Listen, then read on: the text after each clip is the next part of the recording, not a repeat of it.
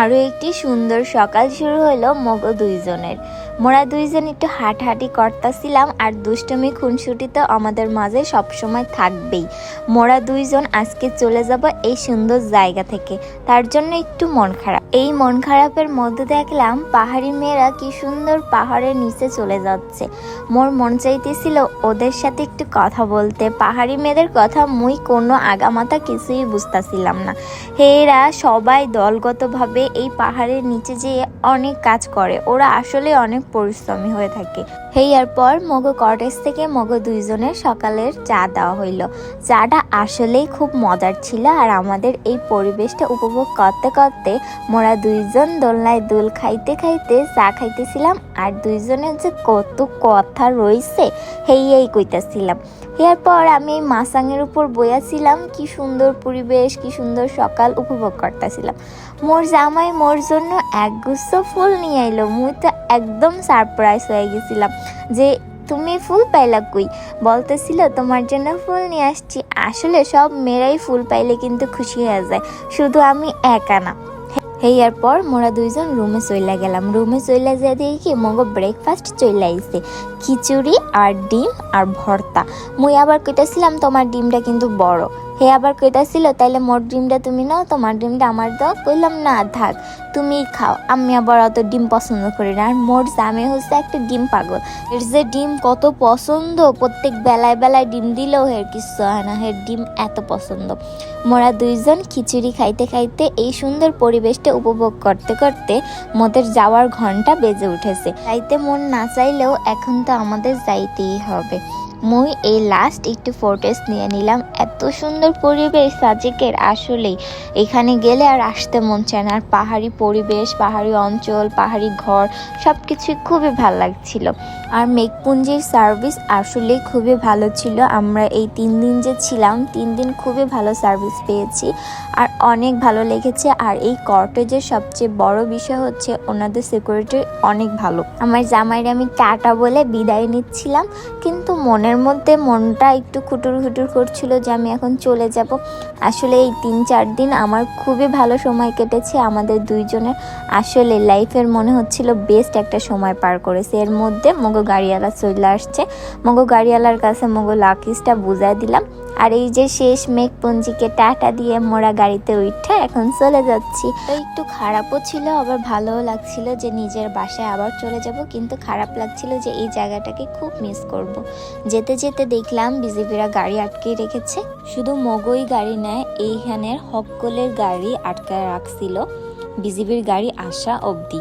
এখান দিয়ে একটা টিকিট কাটতে হয়েছে। আর বিজিবির গাড়ি হচ্ছে একদম সামনে একটা থাকবে, আর পিছে একদম মগো যত যাত্রীরা থাকবো মোরা সবাই মাঝখানে থাকবো, আর একদম শেষে বিজিবির গাড়ি থাকবে। হেয়ার পর মুই আর মোর জামাই কত যে কথা বলতে বলতে চলে যাচ্ছিলাম। আর এত সুন্দর পরিবেশ, পাহাড়, আর এই পাহাড়ি এলাকার বাচ্চাগুলো বেশি কিউট ছিল।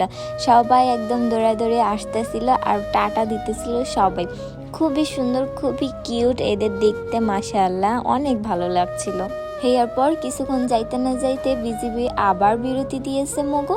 মোরা দেখলাম যে এইখানে ছোট থেকে বড় সবাই যে যা পারে তাই নিয়ে বিক্রি করতে চলে এসেছে।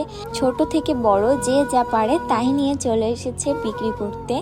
স্পেশালি মেয়েরা হচ্ছে অনেক কর্মঠ এখানের।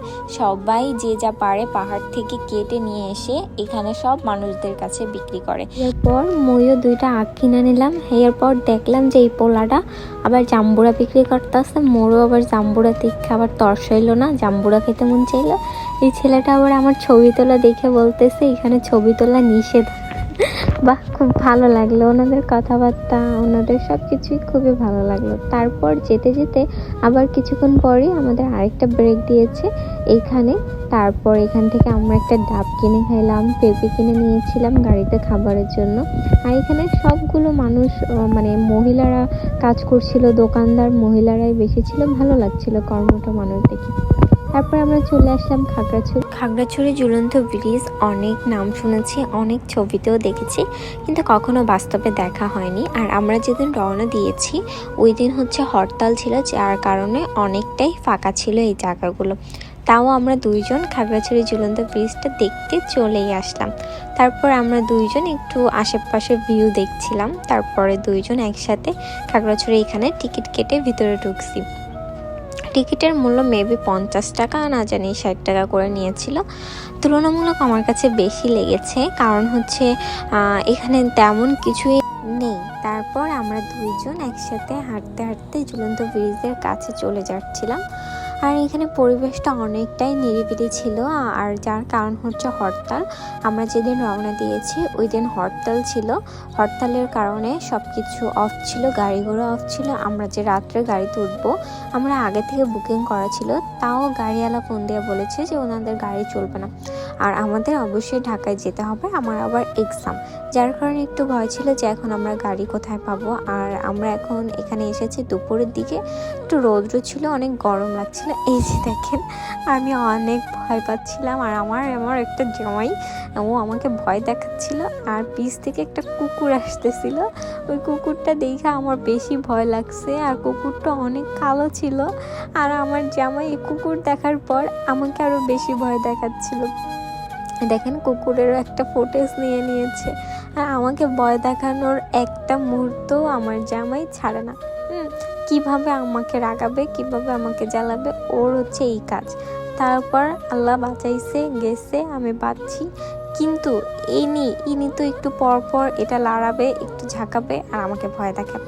তারপর আমরা চলে আসছি খাগড়াছড়িতে। তো ক্ষুধা লেগে গিয়েছে, দুপুরবেলা আমরা লাঞ্চটা করে নিলাম, আর লাঞ্চের পরে একটু চাও খাইলাম। চাটা ভালো ছিল খুব। চা খাওয়ার পর আমরা একটু রেস্ট নিয়ে হোটেলে চলে গেলাম। এখানে হোটেলে আমরা হোটেল বুকিং করেছি, যেহেতু আমরা গাড়ি রাত্রে যাব। একটা গ্রিন লাইনে 2টা টিকিট পেয়েছি আল্লাহর রহমতে। কোথাও গাড়ি ছিল না, জাস্ট গ্রিন লাইনে ফার্স্টে 2টা আমরা টিকিট কাটতে পারছি। টিকিট কেটে দেন আমরা হোটেলে গিয়েছি, যেহেতু গাড়িটা রাত 9টার ছিল। সো তার জন্য এই রুমটি আমরা নিয়েছিলাম, জাস্ট একবেলা থাকবো, রেস্ট নেব দুইজন, তারপর আমরা গাড়িতে চলে যাব। সো রুমটি মোটামুটি ভালোই ছিল। কত টাকা ছিল সেটা আমার ঠিক মনে নাই, কিন্তু ছিল মনে হয় 600 বা 1000 এরকম সামথিং, আমার ঠিক মনে নেই। হ্যাঁ, তারপরে রুমের মধ্যে ছিল একটা টিভি, তারপর একটা এই যে শোকেস ছিল, ড্রেসিং টেবিল ছিল, তারপরে খাটটা ছিল। জাস্ট আমরা রেস্ট নেওয়ার জন্য পারফেক্ট ছিল। এই হোটেলগুলো এরকমই হয় আর কি। হ্যাঁ, তারপর আমাদের ফোন চলে আসলো গ্রিন লাইন থেকে যে 9টায় না, গাড়িটা 7টা বাজে ছাড়বে, কারণ হরতাল অবরোধ। গাড়ি শুধু একটাই গাড়ি খাগড়াছড়ি থেকে ছাড়তেছে, আর ওই একটা গাড়ির মধ্যে আমরা দুইজন টিকিটটা পেয়েছি, আর 7টা বাজে ছাড়বে। সো আমরা এখান থেকে বের হয়ে গেলাম রেস্ট নেওয়ার পর। বের হয়ে তাড়াতাড়ি যাচ্ছি, কারণ আমরা অলরেডি লেট করে ফেলেছি, তাই আমরা তাড়াতাড়ি বের হওয়ার ট্রাই করছি। আর এখান থেকে হেঁটেই গ্রিন লাইনে যাওয়া যায়, তাই আমরা এখান থেকে দুইজন হাঁটতে হাঁটতেই গ্রিন লাইনে চলে যাব। আর গ্রিন লাইন থেকে বারবার ফোন দিচ্ছিল যে আমাদের জন্য ওনারা অপেক্ষা করছিল। তারপর আমরা তাড়াতাড়ি করে উঠে পড়লাম, কারণ এমনিতেই পুরো খাগড়াছড়িতে কোনো গাড়ি ছাড়বে না। একটা গাড়িতে টিকিট পেয়েছি আল্লাহর রহমতে। আমরা দুইজন তাড়াতাড়ি করে উঠে বসে পড়লাম, আর একদম ফার্স্টেই দুইজনে সিট পেয়েছি, যার কারণে আল্লাহর রহমতে অনেক শুকরিয়া। তো আমরা খুবই খুশি হয়েছি, যাক 2টা সিট তো পেয়েছি, যেতে তো পারছি। যদি না পেতাম অনেক সমস্যা হইতো। এই যে রাস্তাঘাট একদম ফাঁকা ছিল, কোনো বাস ছিল না, সব বড় বড় পিক আপ ছিল। বাসা থেকেও খুব টেনশন করতেছিল। এই অবরোধের মধ্যে আমরা রওনা দিয়েছি। তারপর কুমিল্লায় একটা ব্রেক নিয়েছিল। তো কুমিল্লায় একদম রেস্টুরেন্ট পুরো খালি ছিল। হ্যাঁ, মিয়ামিতে সবসময় মানুষ ভর্তি থাকে, বাস থাকে, কিন্তু আজকে কোনো বাস ছাড়ে নাই, যার কারণে মিয়ামি পুরোই খালি। আমরা খাওয়া দাওয়া শেষ করলাম, তারপর একটু চা খেলাম। তারপর খাওয়া দাওয়া শেষে আমরা দুইজন আবার আমাদের সিটে বসে পড়লাম আর বাসায় চলে আসলাম।